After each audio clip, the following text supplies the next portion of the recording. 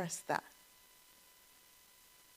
And so rather than say, let's eliminate it, which immediately sets us up for some degree of failure, let us instead choose to move toward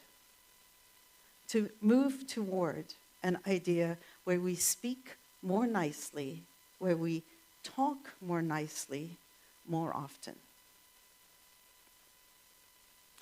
What makes words so important?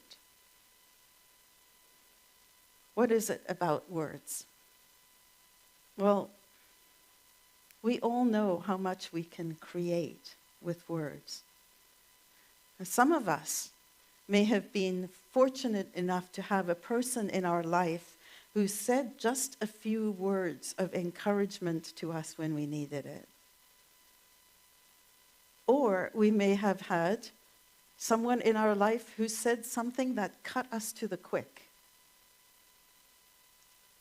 And we know how powerful that can be. You can have 10 people saying lovely things, one person saying something horrible. What are you going to remember? That one horrible thing. And so our goal is to recognize that our words have power.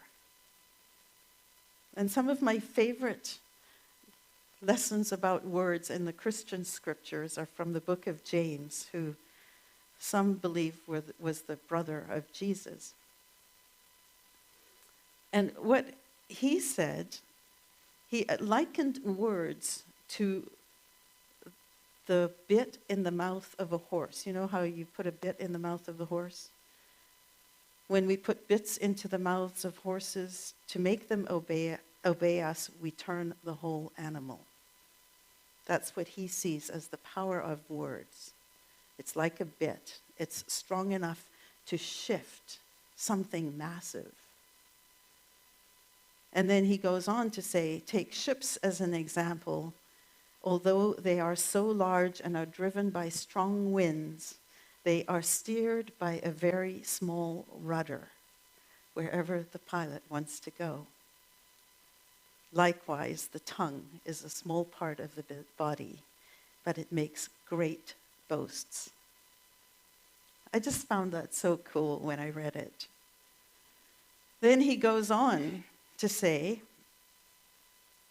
how we want to be in integrity with our words. Now, he's writing this as a letter to people who are obviously kind of acting human, saying things and being nasty to each other. And he says this, and this is in James chapter 3.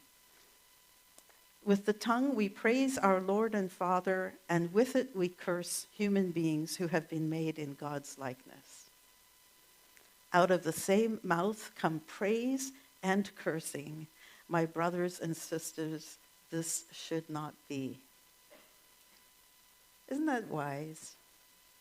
And isn't it true that sometimes, and all of us have been this, me most certainly included, where on the one hand we say lovely things, and on the other side we can say horrible, nasty things.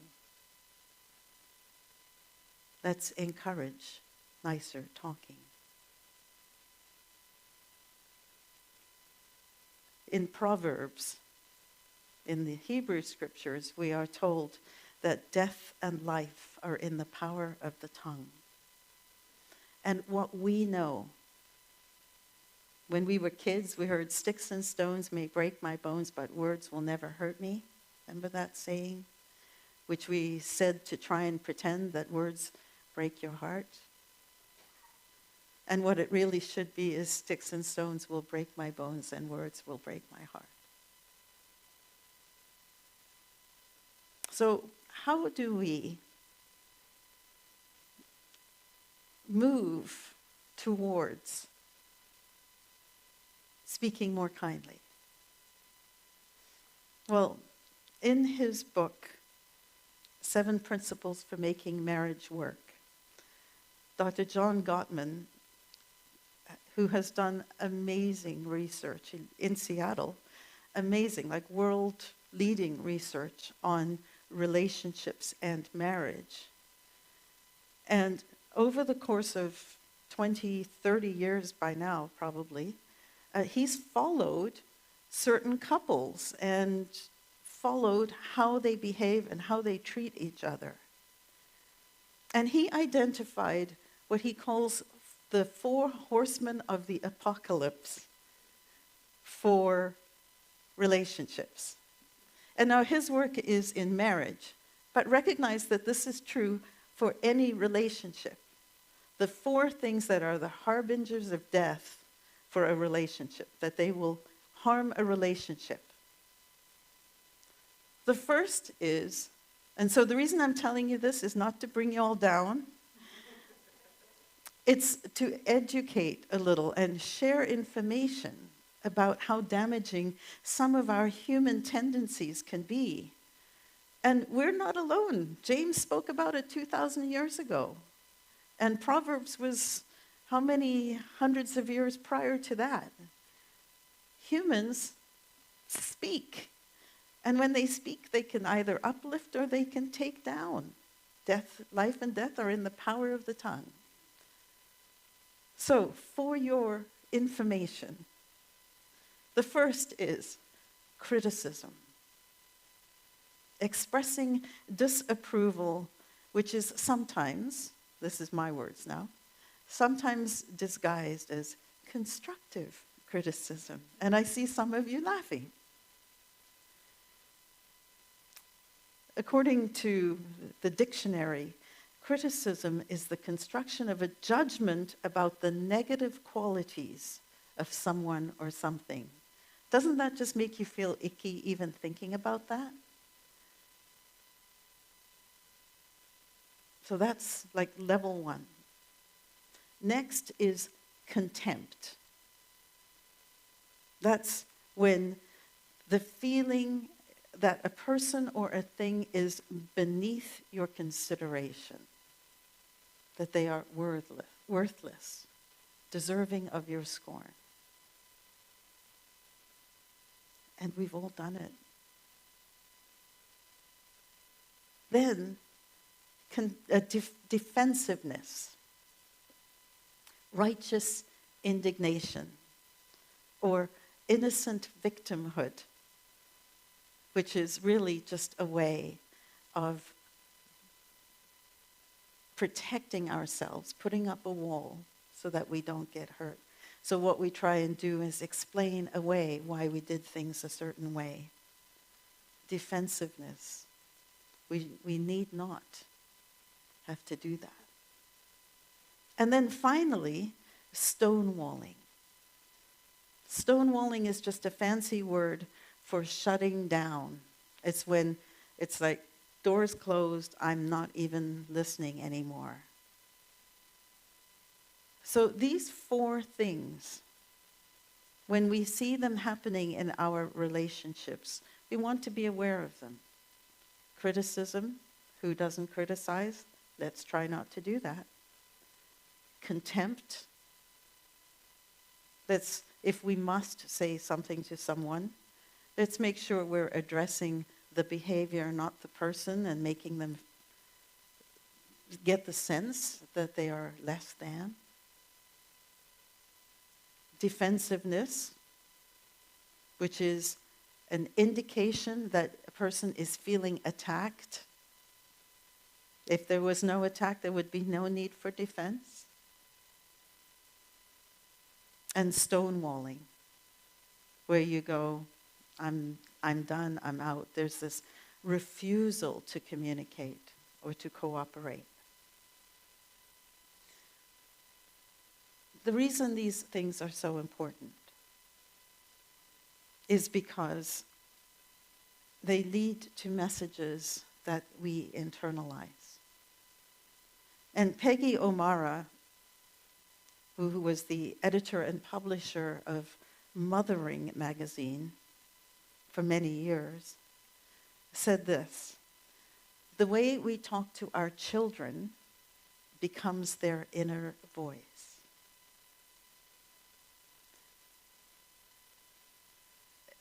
And I would suggest that the way we talk to each other becomes our inner voice. And the way we talk to our children and others becomes our inner voice.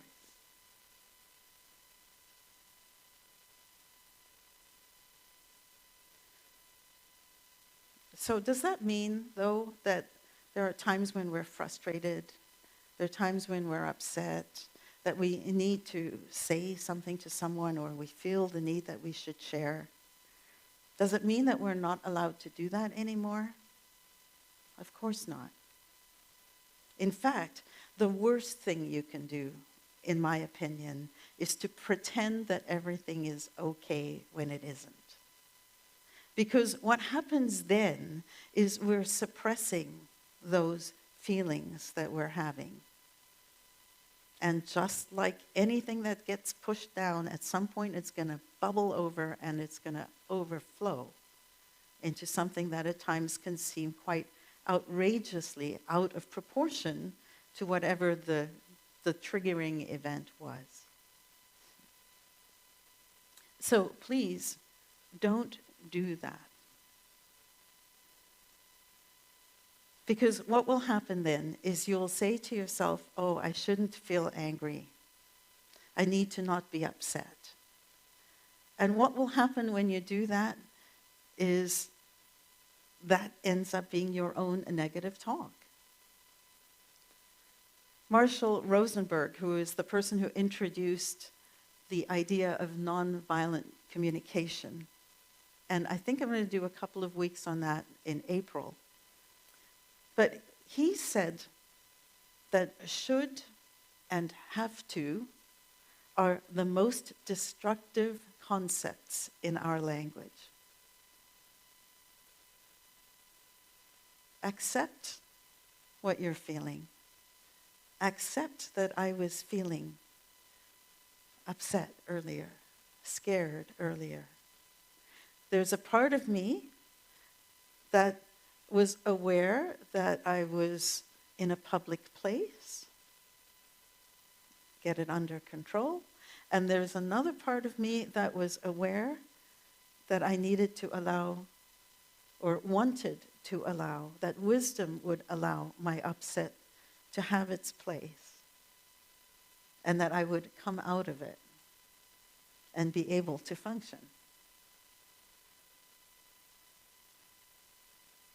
And so, please, don't deny your need and your feeling. Allow it to have its place.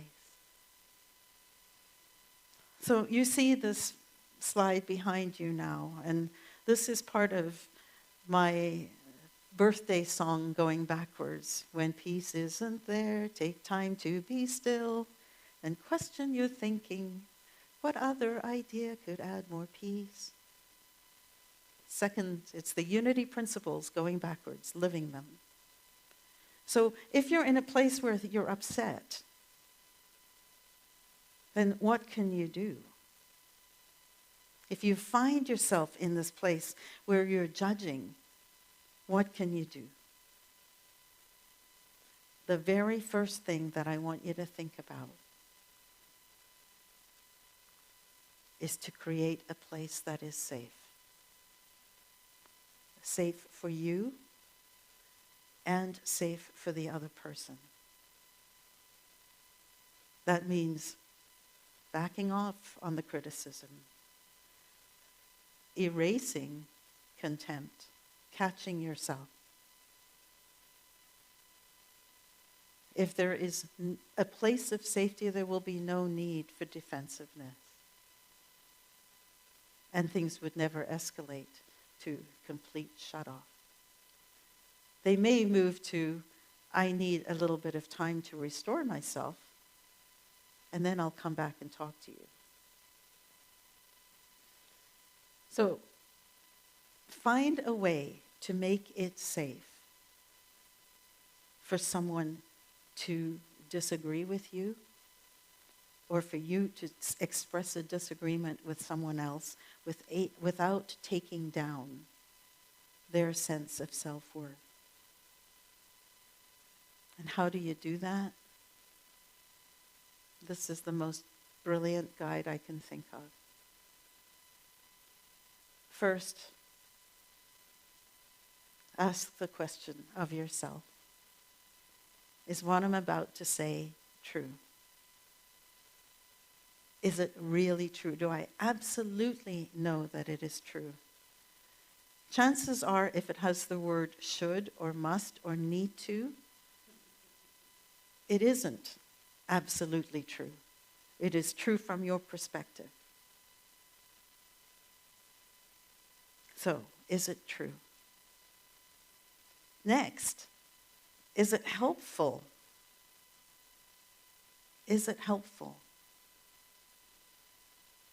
Sometimes we are so willing to share the wisdom that we have. I know I am the oldest of 5 children, and I tend to like to be in charge, and sometimes it's just not flippin' helpful.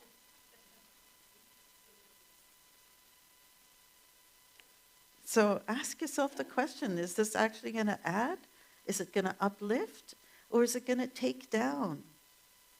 And if it's going to deject or deflate or any of those words that you can think of that start with D apparently, then zip it. You don't have to speak. They know you're there. Next, is it inspiring?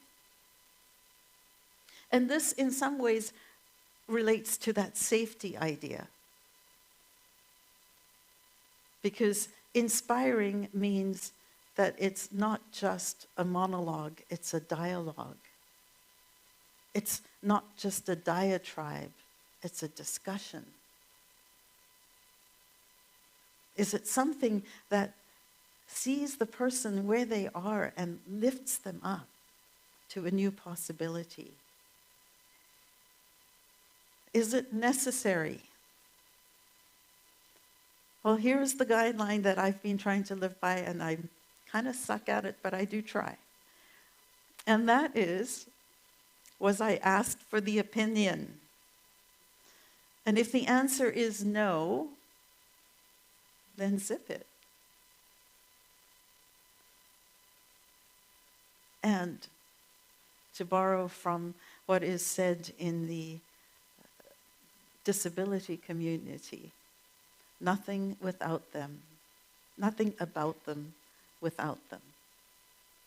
Don't get drawn into gossip. Nothing about another person without another person.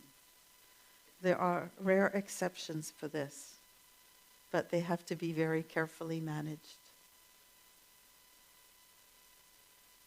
And is it kind? Is it kind? How you can tell is, would you be willing to have that recording of what you're saying spread out to the world? If someone took that recording and put it onto social media, would you be proud of it? There is this saying that I think is on like Judge Judy type shows. It's say it, forget it, write it, regret it. That's 50% accurate. Because what it should say is say it, regret it, write it, regret it.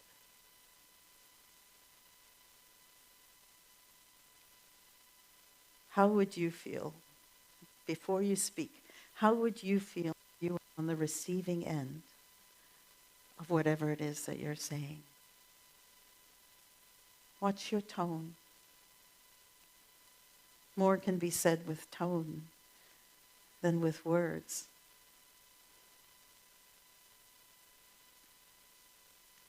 And so, let your guide be compassion. And I leave you with these words by the late, great Leo Buscaglia, who says, too often we underestimate the power of a touch, a smile, a kind word, a listening ear, an honest compliment, or the smallest act of caring, all of which have the potential to turn a life around. And so, to encourage nicer talking, when you find yourself in judgment, when you find yourself naming, blaming, and shaming, stop. Find a way to create safety. Manage your tone. Ask yourself whether this is truly what you want to say. And think, true, helpful, inspiring, necessary, or kind. Let compassion be your guide. And remember that when two or more are gathered, there will be bristling. Let's encourage nicer talking. I bless you.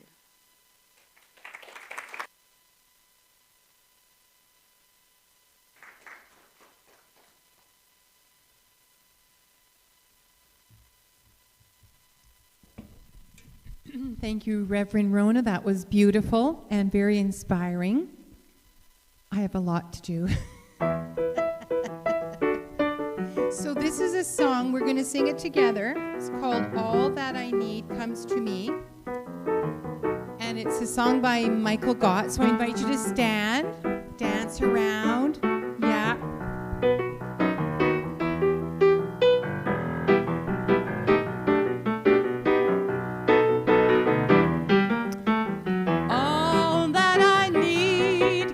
To me,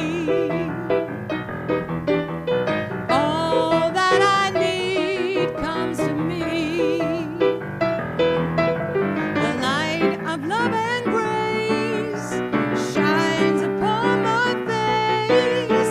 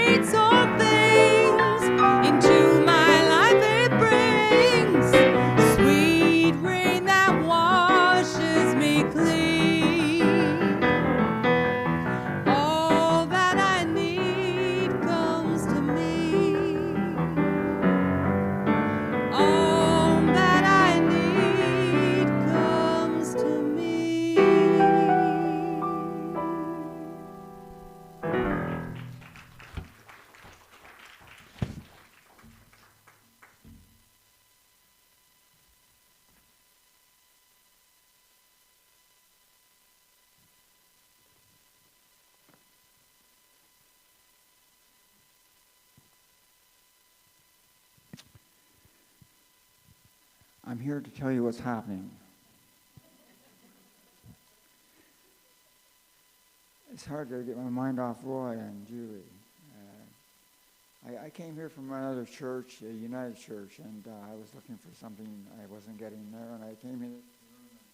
I sat down, and Roy was here then, and I remember when at the other church, I noticed visitors always had a $5 bill handy for the plate, right? And so I had a $5 bill ready for the plate, and I sat there for an hour, and I knew that $5 wouldn't pay for it, right? So I reached deeper and gave much more. So Roy was just a wonderful man, and I didn't have much chance to really get to know Julie, but that's just terrible. That's just terrible. Please join us on Zoom every Monday for our weekly prayer meeting. We check in with each other, we enjoy a guided meditation, and we read the names of the people on our prayer list. If you'd like your name added to the prayer list, or you want to add someone else's name, then please fill in a prayer request slip, place it in the offering basket, or send us an email, or submit a prayer request on our website. We leave the names on our list for 2 months, then we forward the names to Silent Unity, which is Unity's 24 hours a day, 7-day-a-week prayer, vigil, and prayer phone line located at Unity Village near Kansas City, Missouri. Next week is the last Sunday of the month, and it comes really quick because we had a snowstorm, and so we put all these festivities off for a week, so it's only been like 3 weeks since the last one. So great, we get to do it again. And we celebrate the month's birthdays. We have cake and a potluck if you want to bring some food and share it. If not, just bring your appetite. So yeah, that's a lot of fun. And after we do the munchies, we hang around for Cindy's wonderful creative cafe and karaoke. So fun. We paint, we dance, we do everything, and we sing. Some of us try to sing. So hang around for that. It's fabulous. I so enjoy it. And admission is by donation, and if you do paints cost money, and canvases cost money. So I believe its suggestion is $10 for, can't turn the page. It's $10 to pay for the supplies that Cindy provides for you. You don't have to bring anything. Everything's there. And join us every last Sunday for that. We are grateful for our gifts which support our ministry. Many of our community contribute with pre-authorized payments due to COVID, right? That's what happened there. So if you're not adding anything to the basket, please bless it silently as it passes you. As we sing our blessing song, please bring to mind something you're grateful for. We are so blessed.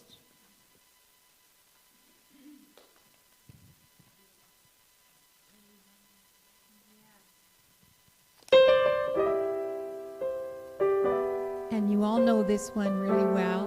We might be a little bit different version, but I invite you to sing with us.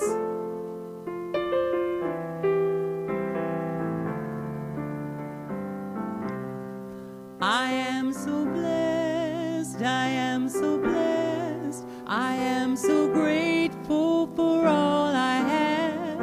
I am so blessed, I am so blessed, I am so grateful for all I have. I am so blessed, I am so blessed, I am so grateful for all I have. I am so blessed, I am so grateful, I am so grateful, I am so blessed, I am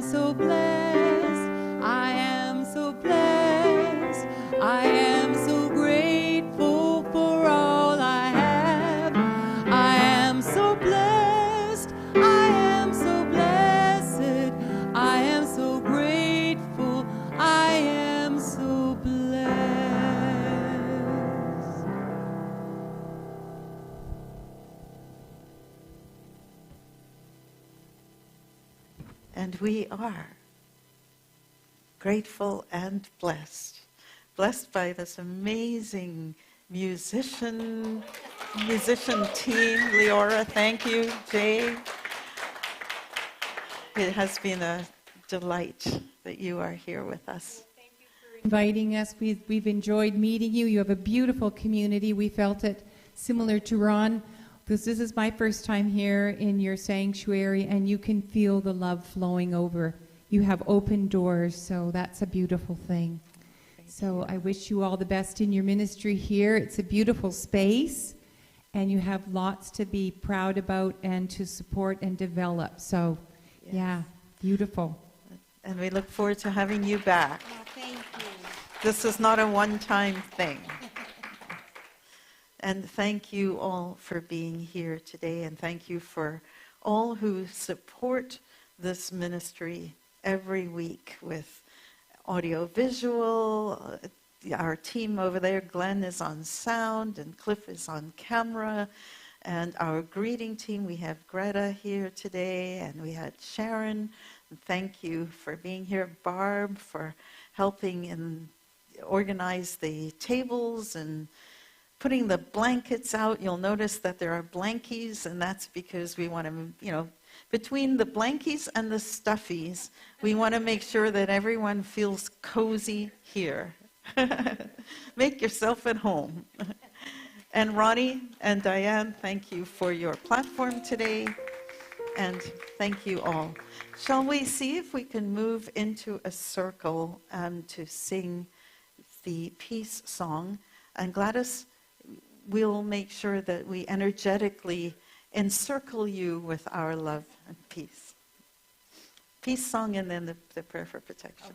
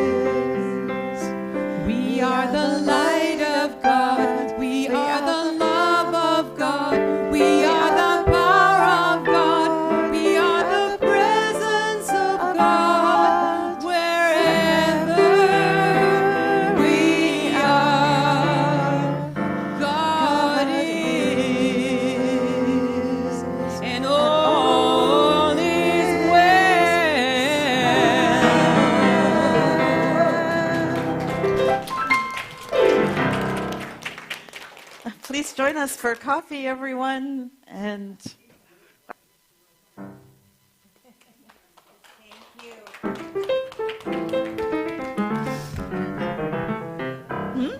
Don't worry about a thing, 'cause every little thing's gonna be alright. Don't worry about a thing, 'cause every little thing's gonna be alright. I woke up this morning on my horizon. Three little birds were on my doorstep, singing sweet songs, melodies blowing true. They said, "This message is you." They said, "Don't worry about a thing, 'cause every little thing is gonna be alright.